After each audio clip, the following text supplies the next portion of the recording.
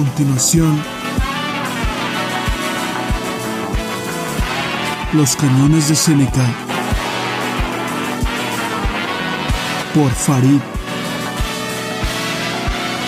Shua.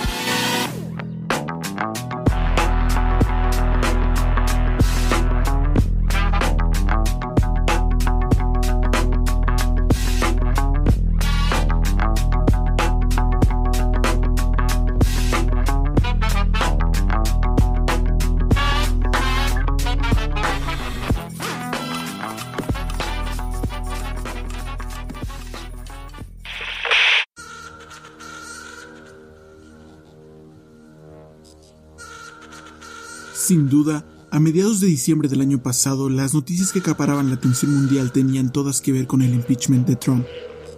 Sin embargo, del otro lado del mundo, en China, se gestaba en silencio algo mucho más relevante para todos y cada uno de los que habitamos en este planeta.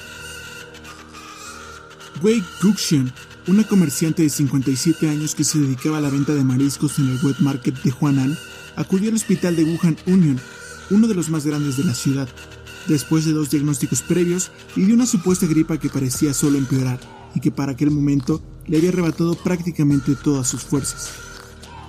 Quienes la trataron esta vez se dieron cuenta de que de hecho estaban frente a una nueva enfermedad y la cosa no pintaba nada bien.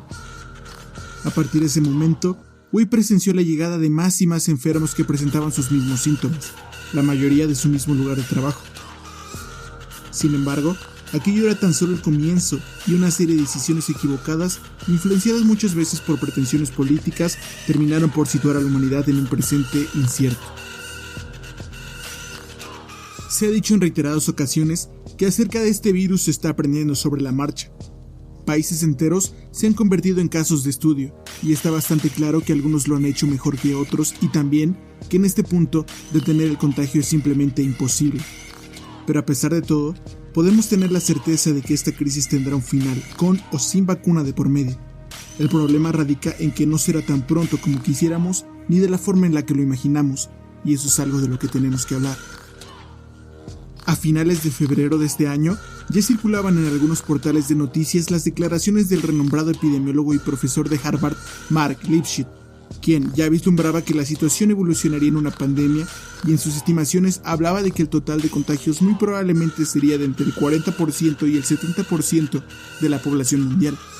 Por supuesto, haciendo énfasis en que la mayoría de los infectados experimentaría una enfermedad leve o que serían de hecho sintomáticos. Por su parte, las estimaciones de la OMS hablaban de que alrededor de 2/3 partes de la población contraerían el virus, mientras que otros especialistas como Gabriel Leung, titular del Departamento de Medicina de la Universidad de Hong Kong, referían que este porcentaje podría oscilar entre el 80% y el 60% de la población. En otras palabras, ya se contemplaba una realidad inevitable, pero con aproximadamente 85,000 infectados confirmados en un mundo de más de 7,000 millones de personas, pudiera ser que para una gran mayoría en aquel momento el escenario de una pandemia global pareciera demasiado lejano. Pero para cualquiera relacionado con el concepto de crecimiento exponencial, estaba claro que la tragedia estaba a la vuelta de la esquina. Una tragedia que podría haber sido mucho peor a estas alturas, pero que en términos económicos está siendo simplemente devastadora.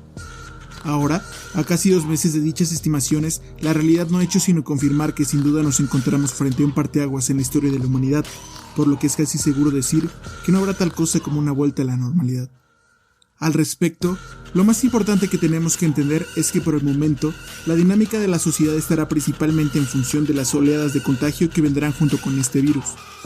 Y la pregunta no es si habrá oleadas de contagio, sino cuántas serán y cuándo serán, y sobre todo, si los países estarán listos para tomar las medidas necesarias para, por un lado, garantizar que los sistemas de salud no colapsen y, por el otro, contrarrestar la multitud de efectos adversos que llegarán junto con lo que potencialmente podría convertirse en la gran depresión económica de este siglo. Hablemos entonces de lo que se ha dicho por parte de otro de los más grandes y renombrados especialistas en la materia, el Dr. Adolfo García Sastre, director del Instituto de Salud Global y Enfermedades Emergentes, quien cuenta con una experiencia invaluable de cara a esta pandemia, ya que en el pasado, junto con su equipo de trabajo, se encargó del estudio y reconstrucción del virus que a principios del siglo XX originó lo que luego se conocería como la gripe española, que se estima infectó a 1/3 de la población mundial de aquel entonces, alrededor de 500 millones de personas, provocando la muerte de 1 de cada 10 de los que fueron infectados. Hoy en día, su equipo de trabajo está encargado de una serie de complejas pruebas en la búsqueda de aquellos fármacos que puedan ser utilizados en el tratamiento del COVID-19, además de participar en la búsqueda de los indicadores moleculares en la sangre de los infectados que puedan determinar quiénes padecerán una enfermedad leve y quiénes, por otro lado, corren el riesgo de morir. Lo anterior lo pueden consultar en la entrevista que fue publicada el pasado 24 de marzo por el medio español El País, y de la cual rescatamos la siguiente declaración de parte del destacado investigador. Considero que habrá 2 olas, puede que 3, pero en un año a partir de ahora, aunque no haya vacuna, se habrá infectado un 40 o 50% de la población mundial, lo que ya dará lugar a que el virus frene su propagación. Todo depende de cuánta gente se infecte en cada ola. Será diferente en cada país. Cuantos más se contagien en la primera, menos habrá en la segunda y viceversa. Es muy difícil de predecir. Por lo anterior, podemos empezar a entender mejor el hecho de que en general, las medidas de distanciamiento social no van a terminar junto con la actual cuarentena, ya que mientras el número de enfermos graves por COVID sea potencialmente mayor a los que pueden ser atendidos por los sistemas de salud, los eventos multitudinarios implicarán un riesgo inasumible e innecesario, mientras que la sana distancia y el esmero en la higiene personal tendrán que volverse parte de nuestra vida cotidiana, ya que seguirán siendo precauciones indispensables para mitigar los contagios. En otras palabras, actividades como asistir a una discoteca repleta de gente, asistir a un concierto o a un evento deportivo, continuarán pospuestas indefinidamente, al igual que cualquier otro tipo de evento masivo. Los hay que piensan que esto terminará en unas cuantas semanas, y nada podría estar más lejos de la realidad, y es que retomar actividades de una forma abrupta podría significar precisamente un repunte en los contagios. Lo peor aún podría estar por llegar, e incluso una vez superada la fase 3, estamos lejos de cantar victoria. Bastante lejos, de hecho, de acuerdo a la revista Science, que en su artículo acerca de la proyección de la dinámica de transmisión del SARS-CoV-2 en el periodo postpandémico, es decir, en un artículo dedicado a explicar los posibles comportamientos del virus una vez superada lo que en este momento es la primera ola de contagio, refiere lo siguiente. El final de las medidas de distanciamiento social podría llegar hasta el 2022, considerando además que la vigilancia intensiva de parte de las autoridades sanitarias seguramente será necesaria incluso hasta el 2024 ante la posibilidad de un resurgimiento del virus. Así de cruda es la realidad a la que nos enfrentamos. Y eso no es todo. Hasta ahora, en gran medida hemos partido del supuesto de que la inmunidad que se genera ante el COVID-19 es permanente, en cuyo caso, el contagio del virus podría detenerse por completo en unos 5 años. Sin embargo, esto no necesariamente tiene que ser así.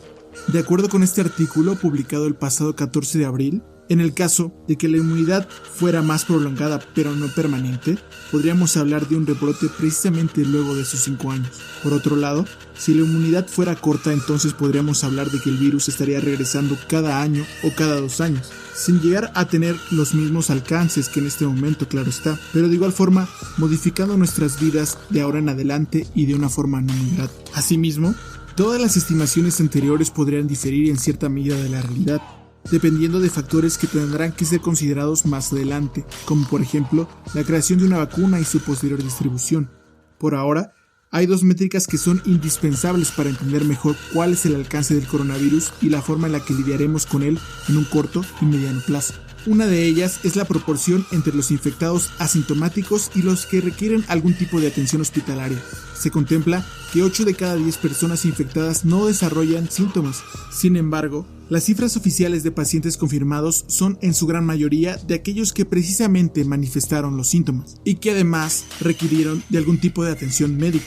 En eso radica la importancia del modelo Centinela, por ejemplo, y de hacer una estimación de los casos totales sin limitarse únicamente a los que fueron confirmados. Dicha métrica fue presentada por el Dr. López-Gatell el pasado 16 de abril.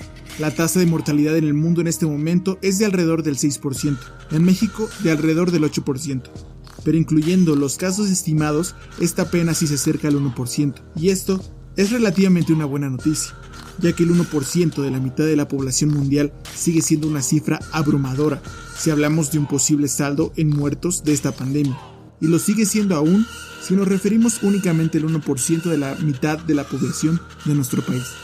Pero sin duda alguna, la diferencia es considerable. Y la segunda métrica que debemos de tener muy en cuenta en este momento tiene que ver precisamente con la tasa de mortalidad, y es el número de camas disponibles para pacientes en cuidados intensivos. El servicio sanitario eventualmente se verá colapsado por los pacientes de COVID-19. En este momento incluso ya se han dado a conocer los manuales de triaje que serán utilizados durante esta contingencia. Y es que sencillamente la diferencia entre que un paciente en estado crítico sea atendido de manera oportuna o no es de vida o muerte. Por lo tanto, el verdadero indicador de cuándo retomaremos actividades y de cuándo tendremos que suspenderlas de nuevo es cuál es la disponibilidad y el alcance de este tipo de atención médica. De otra forma, la tasa de mortalidad se desbordaría. Es imposible retomar actividades con los hospitales colapsados, a menos, claro, de que se desee provocar una crisis humanitaria. Y la tarea del gobierno en este momento es titánica, puesto que se tiene que habilitar de manera extraordinaria a nuestro sistema de salud para aumentar su capacidad de proveer este servicio a sabiendas de que lo que viene va para largo. Mientras tanto, de nuestra parte, lo que resta es cuidarnos a nosotros mismos y a los demás, siguiendo las indicaciones de las autoridades sanitarias, a la vez que asimilamos que por el momento no habrá tal cosa como un regreso a la normalidad. Y lo que es más, el mundo se verá obligado a cambiar de tantas formas por esta crisis que cuando esto termine probablemente todo será completamente diferente. Saber eso es algo que tenemos que empezar a asimilar. Será un proceso largo, pero a pesar de todo, hay una luz al final del túnel. Si nos preparamos a tiempo para lo que viene, seguramente seremos capaces de minimizar las consecuencias de esta crisis y mucho más pronto superaremos esta dura etapa.